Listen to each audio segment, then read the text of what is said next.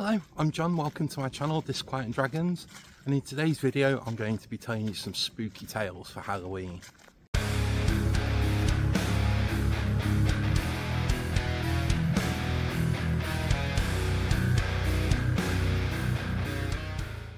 Hello and welcome back to the channel. I hope you're doing well wherever you are in the world. I thought it might be fun today to come outside and go for a walk around a place called Cannock Chase, which is an area of outstanding natural beauty in Staffordshire.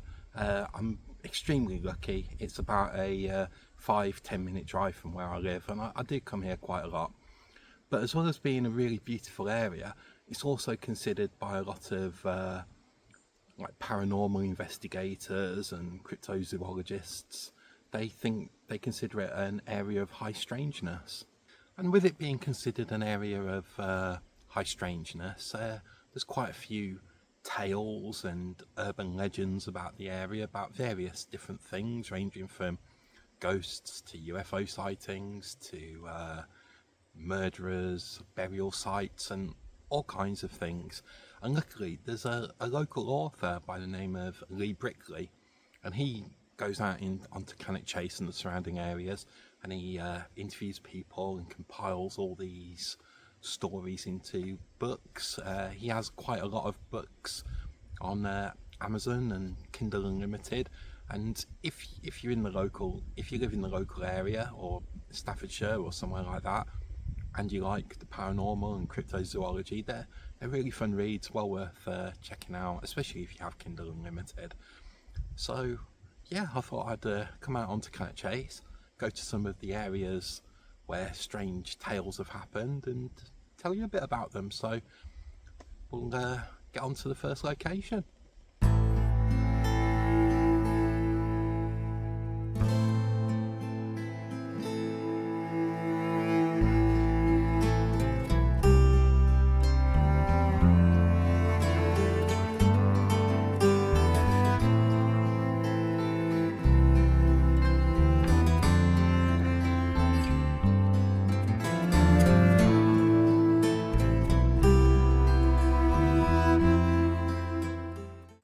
So I'm currently at Fair Oak Pools. There's quite small fishing pools near to Birches Valley, which is a really popular place on Cannock Chase. And our first story took place here, and it's a cryptozoology story. And it features a gentleman whose nickname was Navy Bill. He was an older gentleman, he used to come here fishing a lot. And his story is that one day he was, ducks behind me scaring me, he was here fishing, and he had his rod and he cast out and he was waiting for a bite, and he cast and he got a bite pretty much straight away. And it took the line, and he was trying to reel his line in, but it was something exceptionally strong, and his rod was like bent over almost in a U shape, and he was really worried that he was going to break his rod.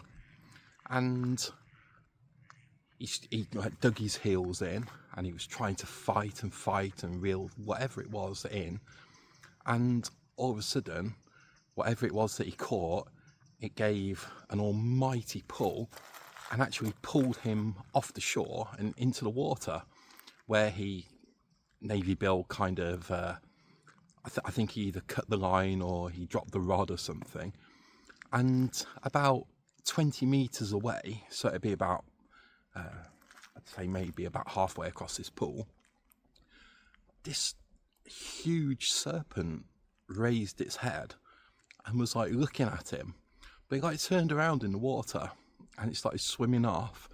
And Navy Bill said that it got to the other side and it like slithered up the bank and then into the forest behind us.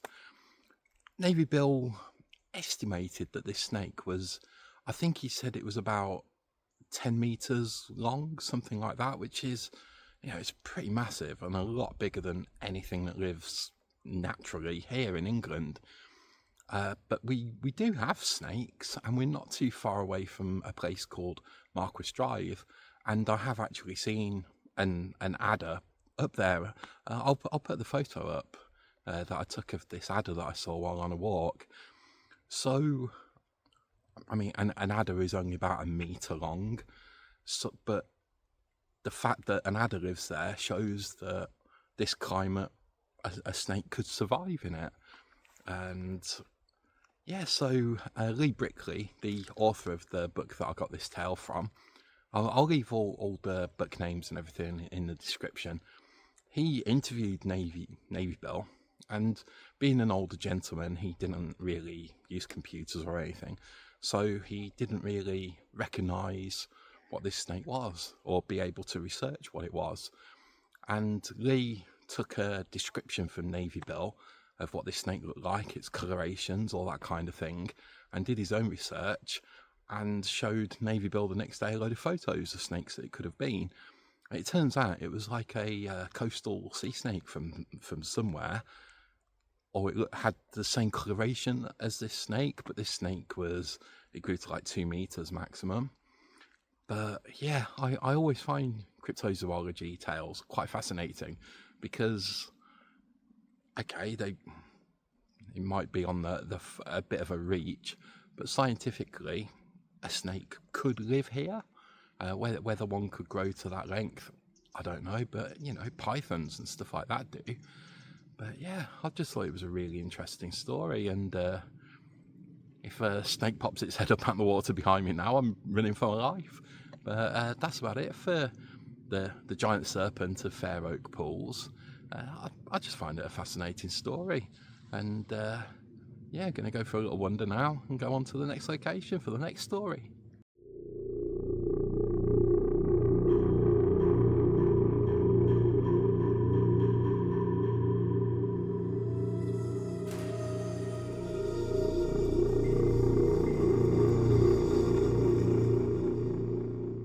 So we're at our next location, and this is the place where our next story took place. We're actually at the Cannock Chase War Cemetery, and it's a really popular place. It's the cemetery itself is kept beautifully. They really do a good job of keeping the gravestones well kept and looking really clean and everything.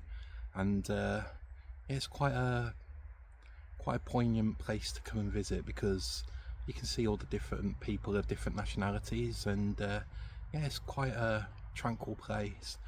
But there's also lots of really nice walks around here, and there's a lot of woodland as well, and that kind of leads into our next tale.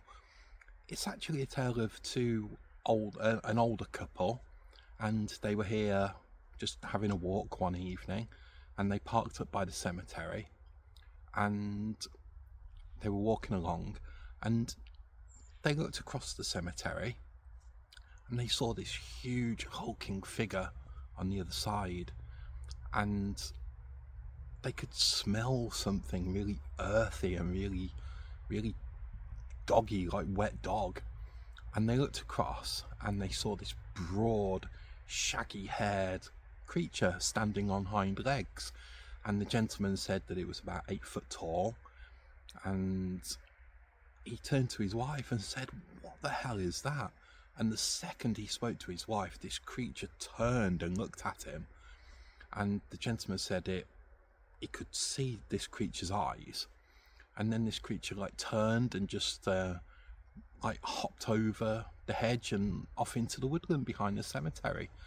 I mean, these hedges, they were good 4 or 5 foot tall, something like that. So that's quite an athletic feat to just hop over that.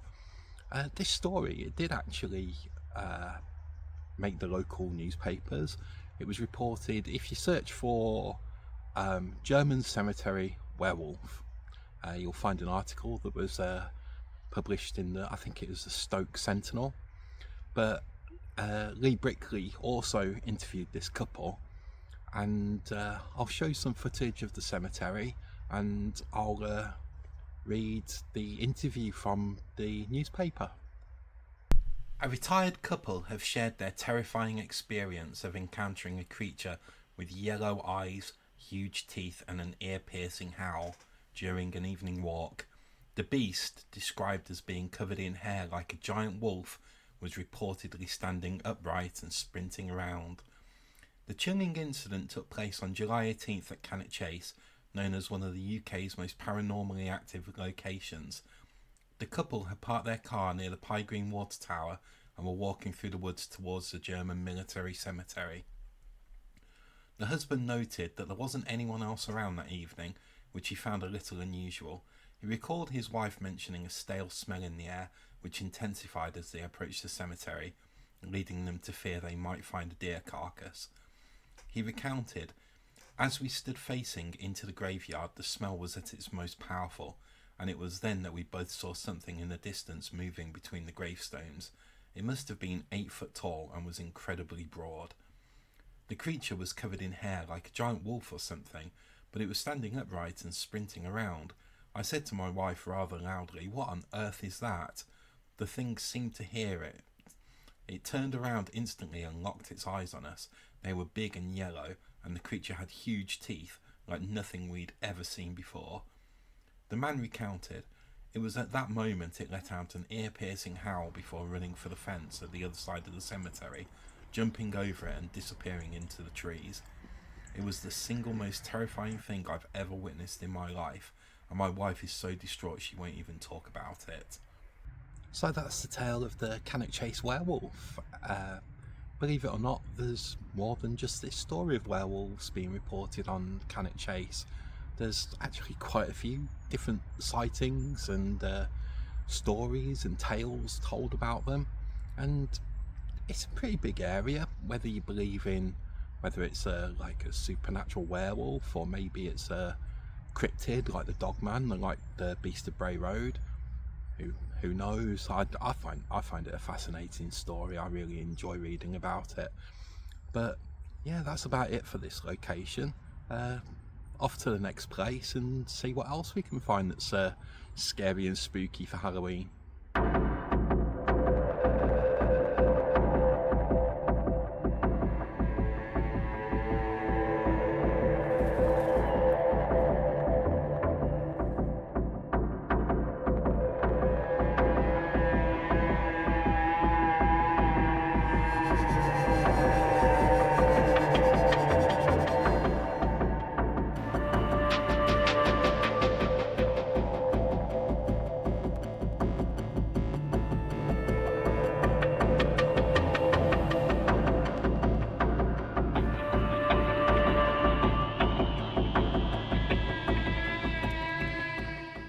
So we're at the next location, and I'm not going to lie, this place is bloody spooky. We're at Pye Green Tower, just on the edge of Cannock Chase. There are so many different like urban legends and tales about this place. I've heard it from everything from it used to be a secret military base to underneath there's a secret animal human hybrid research facility. I've heard everything about it.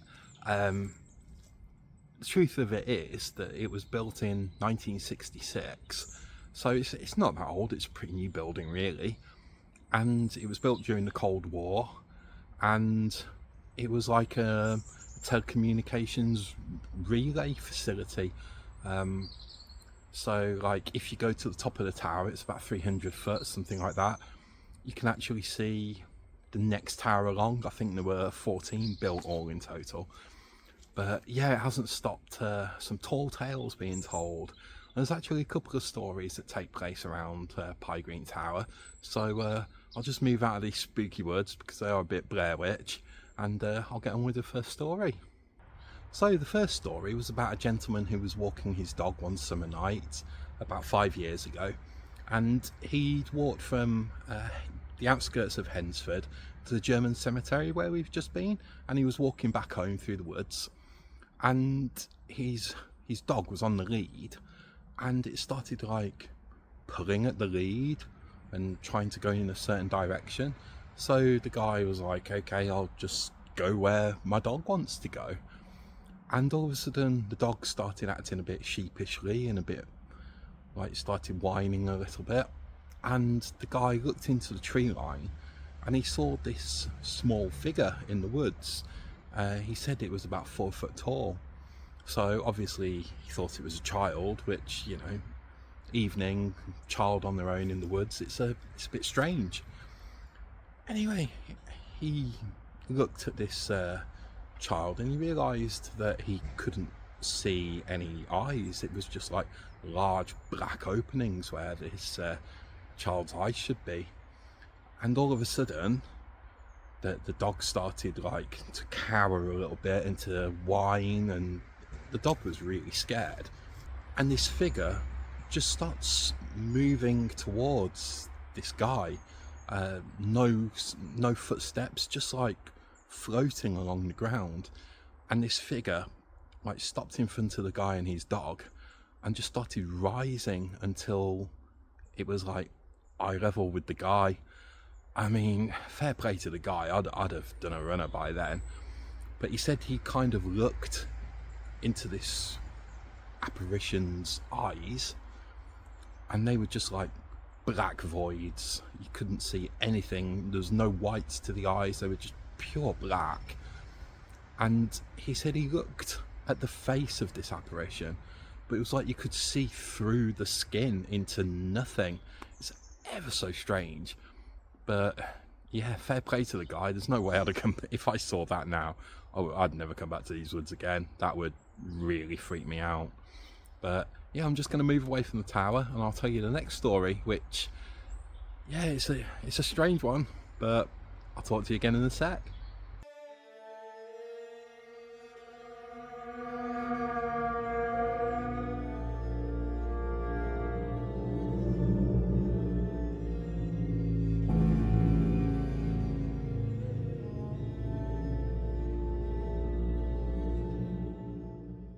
So, in Cannock Chase, we actually have our own cryptid, and I'll tell you the background on this. It's actually known as the Pigman of Cannock Chase, and the story is that during World War II, everybody knows that the Germans were conducting very horrific experiments, and the story goes that around the Pie Green Tower area, the British government were actually conducting experiments of their own, and they tricked a woman into submitting herself to some tests, and while they hypnotized her, and while she was hypnotized, they artificially impregnated her with a human embryo that was, I think, like 30% pig DNA. So it's a bit of a tall tale, but it's a fun one. Anyway, this woman, she didn't think anything of it. She woke up and she's like, oh, that was easy money, because they paid her for her time. And the scientists kept track of it, and she showed no signs of becoming pregnant. So the scientists kind of, you know, thought, well, that was a failure. Oh well, let's do some dodgy experiments on someone else. Anyway, about 10 months later, this poor woman, she started getting morning sickness and became pregnant. She lived in a very devout household, so her parents thought that she'd had relations outside of wedlock and threw her out of the house, because that's what you do apparently. Chuck out your daughter to live in the woods, which is what she did. She came to Cannock Chase Woods. She lived in the woods like a hermit, and she gave birth eventually. And out pops a perfectly normal human boy, apart from the fact it had a pig's head. Thus, the Pigman was born. So yeah, it's you've got to love it. I just want somebody to make a film of this. It'd be wonderful. I'd love it. But with that bit of background, we get on to the next story. There was a couple. Just heard something that spooked me out. I'm freaking myself out in these woods. Anyway, there was a couple, Derek and Linda, and they were out in these woods. They also lived near Pie Green Tower. and they were walking their dog one summer's night. Anyway, the dogs, they had 2 German Shepherds. They're running around normally and having a whale of a time in the woods. And all of a sudden, they start acting a bit strange. They are cowering behind the couple, and they're whining and growling all at the same time. And the couple don't really know. It's not like their dogs to act like that. German Shepherds are normally quite brave. Anyway, they look up along the path, and they see this figure along the path. And although it's about 100 feet away, they look at it and they guess that this figure is like 7 foot tall, something like that. But what really freaked them out was they were thinking, is that guy wearing a pig mask? Anyway, they start talking to each other, and this guy turns around and starts walking towards them. He gets closer and closer and closer, and the couple, their dogs start wanting to get away. So they look at this guy and they think, we need to get out of here. And as this guy's getting closer, they could see that it wasn't a mask. This was a 7 foot creature of some kind, on 2 legs, bipedal, with a pig's head. Just a massive guy with a pig's head. So they turn around, they start walking back towards their car. The dogs are pulling them along. And after a while, they turn a bend on the path, and they see their car up ahead on the car park. They turn around, and there's nothing to be seen anywhere. Whatever this creature was, whatever they think they saw, it's lost interest in them. Anyway, as they're getting closer towards their car, their dogs start growling, and just as they're about to get to the car park, this pig man steps out from behind a tree and just stands in the middle of the path, and it's just blocking their way. So they're like, what the hell do we do? Anyway, this time the dogs, they're not cowering, they're growling, and they're being actively aggressive towards whatever this is in front of them. I suppose they can sense that their owners were in danger. Anyway, the one dog is pulling on its lead so much that it snaps the lead, and it runs at this creature, jumps. I mean, a German Shepherd running full tilt at you and jumping at you, that's going to do some damage. And it just passes straight through whatever this thing is. And the dog lands, and it's looking around, really confused. It doesn't know what's going on. And this creature just steps behind a tree and is gone. The guy looks around this tree, and the dogs are looking around it. There's no tracks or anything. So anyway, they hurry along to their car, and they just get out of there. There was a follow-up to this as well. The woman of the couple, much braver than me, if that had happened to me, a few weeks later, she went to the same place to walk the dogs on her own, and she's walking down the path, and she sees this thing again in front of her, but it doesn't see her this time, as she just turned around and went straight back, which I do not blame her for.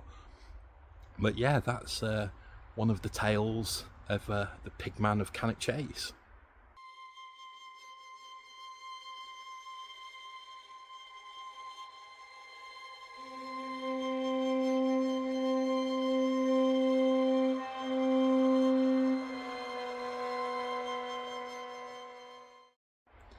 Anyway, I think I've freaked myself out enough in the woods now, so that's about enough spooky Halloween tales for now. If you've got any urban legends or myths or anything from where you live, I'd love to hear about them, so please put them in the comments. I hope you have a brilliant Halloween if you celebrate Halloween. If you celebrate the older ways, have a blessed Samhain, and I'll catch you in the next one. So see you all soon. Take care. Bye.